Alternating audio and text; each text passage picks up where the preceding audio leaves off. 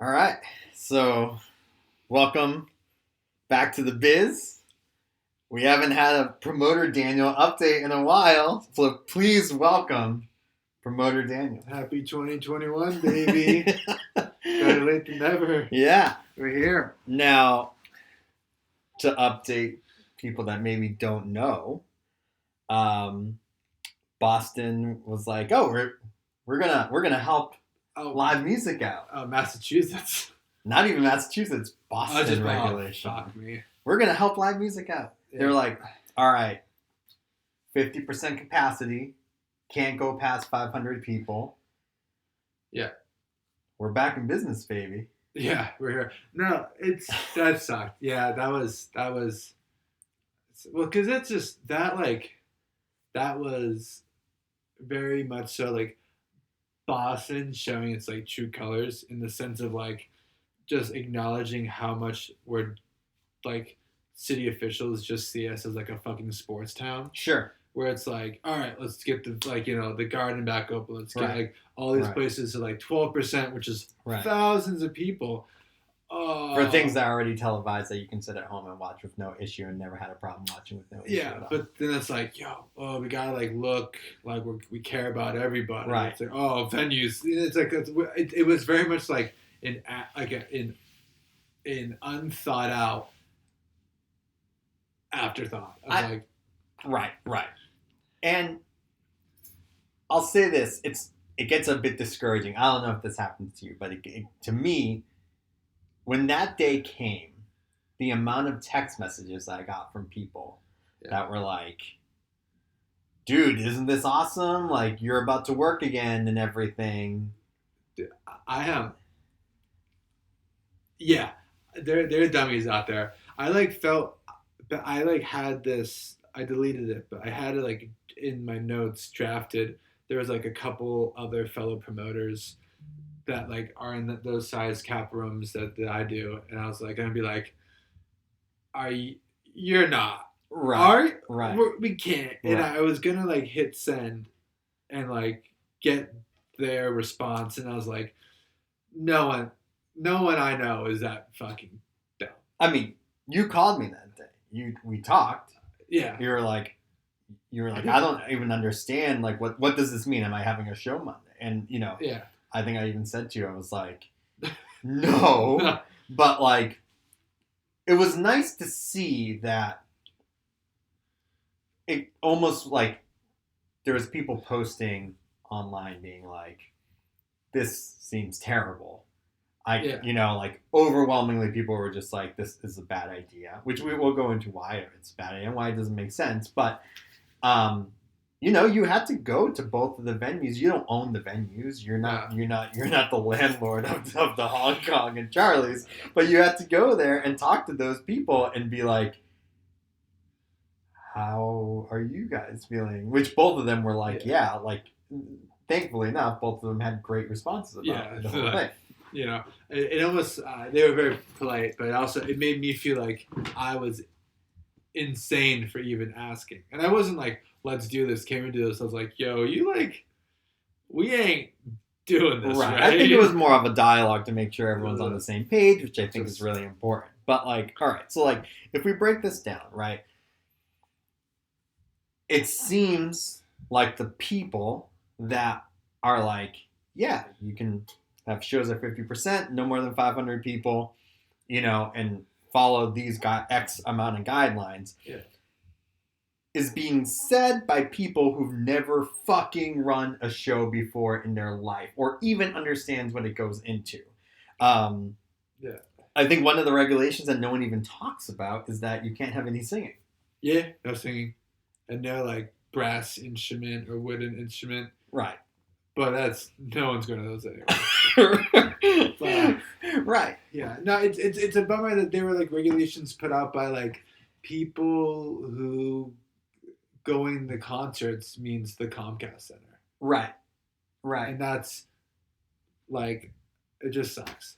And it's like those regulations just meant that now when you like go into a bar to pick up your takeout, there could be like a dickhead playing a mandolin in the corner for like happy hour. Right. And Right. that sucks for everybody. And, not to mention, like, it seems like a lot of these rules that came out were made based on not science. Like we still don't have like a herd like vaccines. Like it's not like we're rolling them out. Like they're getting to people, but it's not like there's like so many people have been vaccinated that it feels like what we can get back in the same rooms now because like the risk of getting someone else sick or you getting sick is very low now. Yeah. It doesn't seem like it's based on that. It seems like, well, it's been long enough. Let's open up those doors, baby. Yeah. Go see the fucking Celtics and the Bruins, the bees, baby. It definitely I mean, this was like a laughable no, but right. Like it also kind of it got me not nervous, not a little anxious for it, but like there's good like there's like 100% of like haha that's so fucking stupid, but like the longer it goes there's gonna like that laughable is gonna go down and there's gonna be more people who are like yeah maybe like when there's more vaccines and more rollouts like at some point we're gonna have to like there's gonna be people okay with playing shows and like there'll be the numbers that like everyone's there are like more people vaccinated, right. But like I mean there's still gonna be a while. I mean there's gonna be a while. There's gonna be a period where like again us who like we work in live music venues and the ones we work at I guess technically right now can now have a show, but they're not, which is nice because they all understand that like it is still not time to yet because it's not safe for everybody, not just audience members, staff, and everyone involved. We're getting there, right? When that time comes where we're getting there, where it seems like, what, the risk is low, you can't prevent everyone from getting sick. Like if someone doesn't want to get the vaccine, they don't want to get the vaccine, they're putting themselves at risk. It sucks. That is just the reality of what we're in. Oh. When that time comes, though, where doors are open, it's going to be rough even for that first couple weeks, the first month. It's going to be rough. It's going to be very weird. I know, like, myself, like, I'm glad that I actually don't work as a security person. You've worked as a security person before, but, like, what you'll have to deal with now with, like, some people don't want to wear a mask. You have the drunk guy who can't even handle his liquor who needs to be kicked out of the show because he's, like, just causing a scene. What do you do when you add a mask onto that? Do you have to be the guy that now polices that? If I know if I'm at the merch table when I see someone walking up without a mask and the rule is to have a mask, be like, put that shit up. Yeah, I'm not fucking dealing with this, Like the amount of times during security I've had to be like, yeah, no, I mean it. You can't walk outside with that beer. Right. You get what? Like you can't. Like I don't know. Like this is fucking Harvard Square, not Bourbon Street. Right. But right. Like, I don't what. Right. So now and that's the thing. It's like there's issues we've all had to deal with in working at a venue pre-COVID. So now in a COVID era, what is that going to look like? We don't know because the thing is you need to open up the doors and see what happens those first shows to kind of figure it out. And that we're going to have to deal with that. That's going to be a thing that we have to deal with when the time comes. I don't think it's going to be different for every venue. The way that you're going to have to act at Sinclair versus the Comcast Center versus Charlie's Kitchen are vastly different. Yeah. And, like, a lot of it comes down to money, too. Like, what about, yes, being a small band like Rebuilder, being able to play a show is great and awesome. Yeah. We don't make a living off of the money from Rebuilder. And because of that, we're able to do things that are just like, let's do this because it's fun, because people like our band. We get enjoyment out of it. But, I care about the big bands touring because that's actually how we make our living. Yeah. Like, I think that you shouldn't get your hobby back until people get their jobs back. Sure. So it's like... Or, like, it's not even that, like, you shouldn't get your hobby back. Like, Rebuilders should totally be able to play shows once it's safe enough to play and it feels like logical, and so shouldn't these other smaller bands, which is a hobby. You have the right to do that. It's been taken away for a really long time. It sucks that we're in this situation. Completely understand that. But like, I think it all works together. You know, like we need the like, you know what I'm saying? Like the national bands who go on tour is what keeps us being in rooms, and we need those rooms to stay open so that like, you know, like a band like Rebuilder can keep working towards like, can we get to a point where we can play those rooms? If those rooms don't exist anymore because there's no national bands inside of them, then there is no hobby and there's no jobs. You know, like you know, because those hobbies create jobs later, and if that's both gone, then like we're just fucked. Now we're all working at the Comcast Center. Yeah, we're all fucking working the parking lot. I got wicked high in the Comcast Center parking lot in like 2006. Do you want just the size of some amount? Fuck, does this have to do with the music industry? I want to hear it though. I mean, I want to know, and I think that now everyone's invested. It was. I felt bad. It was. It was like Warped Tour traffic. Paramore was the headliner. Yeah. And as soon as they got, because like we weren't gonna leave early, and it was like as soon as they got down, like the people we were with, like rushed to the car, and we got stuck in. I didn't want to come home being all stoned. Yeah. Because like I was still like in high school. Yeah. But like if we did the whole like the math of like I could get stoned right now and be cool when I get home. Sure. And we were just in the parking lot, and we didn't have anything to roll it with, so we just like used like some. It was like a book was in the back seats. We're like ripping up like book pages. It was so you smoked the book. Yeah, it was fun. It was fun. It like didn't work really great. It was like it was a mess. It was very high school. Right. But so what you're saying is that like, you know, you didn't have the tools to properly do the job of rolling up the marijuana. Yeah, I know. Being able to fucking, get high properly. Like the music industry doesn't have the tools right now to properly open. Yeah. And, you know. It was an early metaphor. And like, yeah, I mean, if we're going to get Paramore back in a room, like, you know, dude, we need good weed. I will say, I was up to it. If someone does know when they watch this and can, because I no longer get the sponsored ads, but I will now. I bought so much bullshit that Hayley Williams of Paramore has her own line of candles. Yeah, it's named like Inspiration. Sure. Or insert something that's a crossover of many things.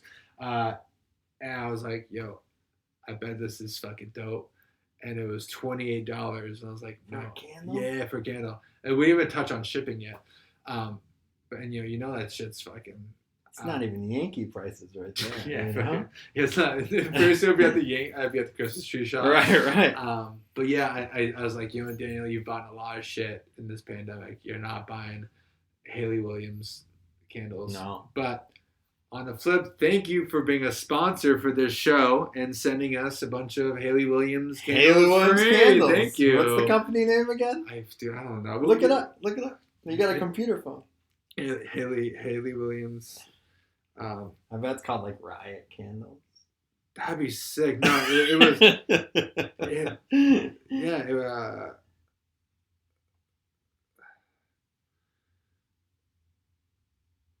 Oh my god, are they not even named something? I mean, they have to have a name. Yeah, this is. This is from Bosa. Sanctuary Candle. Yeah. Hayley Williams. Is that the name of the candle? It got good reviews though. Oh yeah. Yeah, that's totally that. Yeah, Sanctuary. See, 28. It's a pre-order too. It hasn't even shipped yet. So we ask all of you out there in the world to, help a local artist. Yeah. Help a small business and buy a Haley Williams sanctuary candle. Yeah. Each candle goes to help another candle come to life. I mean, if you do promoter Daniel in the coupon code, you get 15% off your first order of Haley Williams candles, and you get the tracking number, and you get a wristband. Yeah. Yeah. That Riot record was good though. I didn't really listen to it. Oh, it's good. It's good. The live record has some energy. Yeah. Has some real fucking. It's like they're in Chicago. There's a live in Chicago. It's a real fucking energy. Yeah. I mean, it's good. The drummer is a really hard hitter. I think that's what really separates that band. Is he just like that one snaps. Yeah. Yeah. You have to have a good one. Yeah. Anyway. Well, I mean, that's where we are now. There's still no shows. Yeah, nothing. Nothing. And, so don't believe the hype. Boston's not right yet. No. And stop emailing. Stop. Stop. Do you have this date available for hold? How many of those emails do you get? Stop your vague shit. The next month. I fucking know. I know. Everyone knows. We get it. Like, I can't wait for it. Not Elvis can't. Like, dude, stop. Like, just do something. Do something else. Like, instead of sending out emails, like, I don't know, like, work on the next song, right? Dude, work on a There's song. so many fucking things you can be doing. Work on a song. Or, fucking just do anything. You know what? Like, that's the thing. It's like, we have no touring right now. Everyone's coming up with new shit. We got Haley Williams' new Sanctuary candle line, and then motherfuckers are asking you what date you got available. Dude, it's just like, what's going on here? Well, promoter Daniel, thank you for joining us on the biz for this update.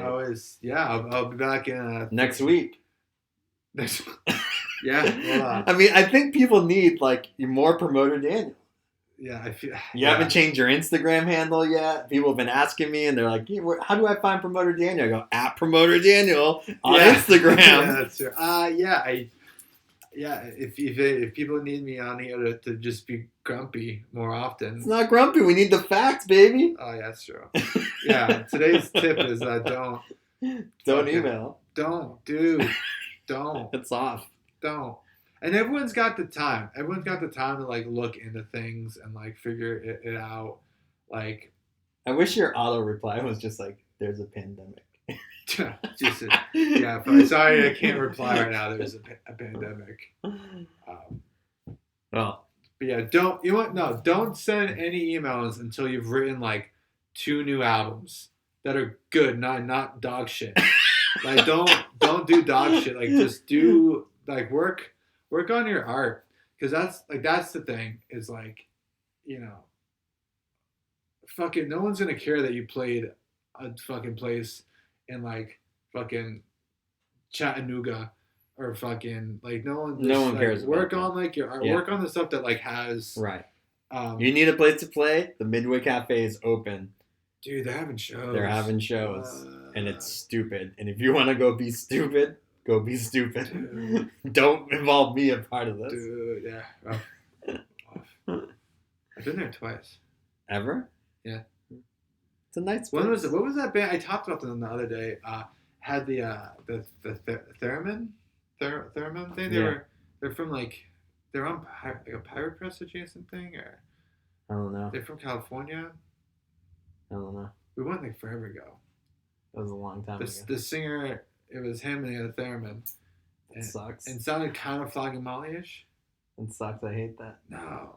Oh, Drowning Man.